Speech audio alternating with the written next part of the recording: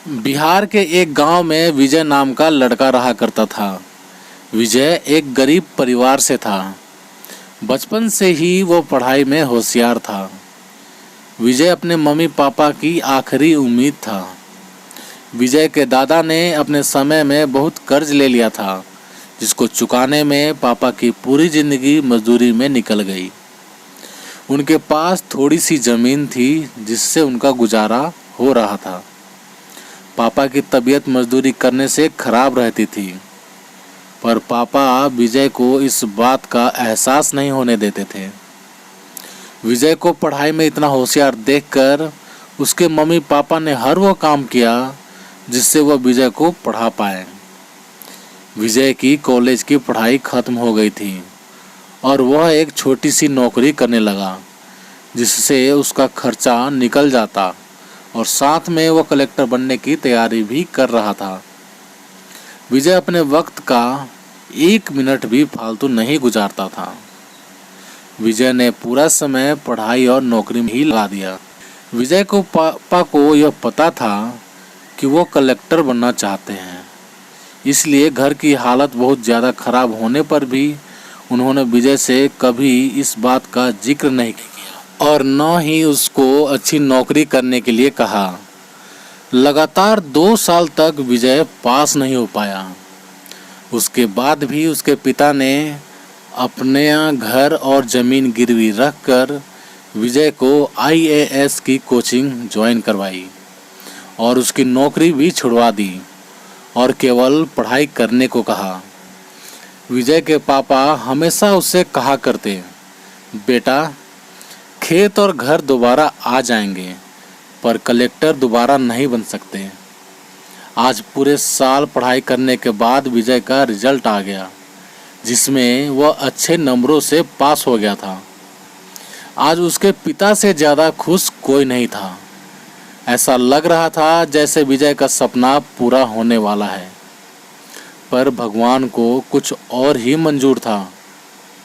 विजय का कल इंटरव्यू था और सुबह से उसके पापा की तबीयत खराब थी। विजय के पापा उसकी माँ से बार बार कह रहे थे कि विजय को मत बताना, और उस दिन देर रात को विजय के पापा की मौत हो गई।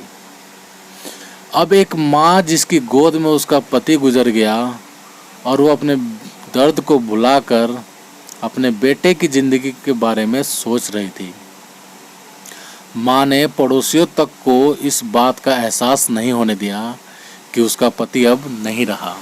पूरी रात ऐसे रोई कि आवाज़ भी न निकले, और सुबह विजय जब इंटरव्यू देने जाने लगा तब माँ और पापा के आशीर्वाद के लिए उसने माँ को कॉल किया।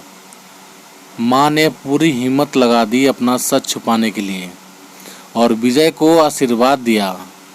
और जब विजय ने पापा से बात करने को कहा तो माँ बोली, पापा अब तुमसे बात नहीं करेंगे, वह कलेक्टर से बात करेंगे। इतनी बात करके माँ ने फ़ोन रख दिया। विजय का जब इंटरव्यू हो गया तब उसे बताया गया कि उसके पिता की तबीयत खराब है, उसको तुरंत घर जाना है। विजय को एक पल नहीं लगा अपने पिता की हालत समझने में। घर पहुंचकर पिता के पैरों में गिरकर वह ज़ोर ज़ोर से रोने लगा और कहने लगा, पापा उठो, देखो मैं कलेक्टर बन गया। आज उसके पिता को वह खुशी मिली थी जिसका उनको वर्षों से इंतज़ार था, पर आज वह इस दुनिया में नहीं थे। भगवान विजय के पिता की ज़िंदगी में सुख लिखना ही भूल गए थे। पहले वो अपने पिता के कर्ज में ज़िंदगी भर मजदूरी करते रहे और फिर बेटे के सपनों के लिए घर और ज़मीन गिरवी रखनी पड़ी। वह ज़िंदगी में कर्ज लेकर आए और कर्ज लेकर चले गए। विजय के पिता को भले ही ज़िंदगी में कुछ हासिल न हुआ हो, पर वह अपने लड़के को इस काबिल बना गए कि वह अपनी 7 पुश्तों को बैठे बैठे खिला पाए। विजय की माँ ने जो उस रात किया, जिसको करने का जज्बा बहुत कम लोगों में होता है। जब विजय कलेक्टर बनकर घर आया तब माँ ने विजय से कहा, बेटा तुम आज इतने बड़े बन गए हो कि हजारों गरीबों का भला कर सकते हो। जब भी तुम्हारे सामने कोई गरीब मदद मांगने आए तो अपने पिता और मेरे बारे में सोचना। मैं तुम्हारे बराबर पढ़ी लिखी और समझदार तो नहीं हूँ, पर इतना ज़रूर जानती हूँ गरीब आदमी की बहुत मजबूरी होती है। तुम कभी किसी का बुरा मत करना। तो दोस्तों, आप सभी को ये कहानी कैसी लगी कमेंट करके हमें ज़रूर बताना। यदि कहानी आप सभी को अच्छी लगी हो तो प्लीज़ लाइक करना, शेयर करना और हमारे चैनल पर नए हो तो चैनल को सब्सक्राइब भी ज़रूर कर लेना। तो चलिए दोस्तों, मिलते हैं आप सभी से एक और नई कहानी के साथ। तब तक के लिए नमस्कार।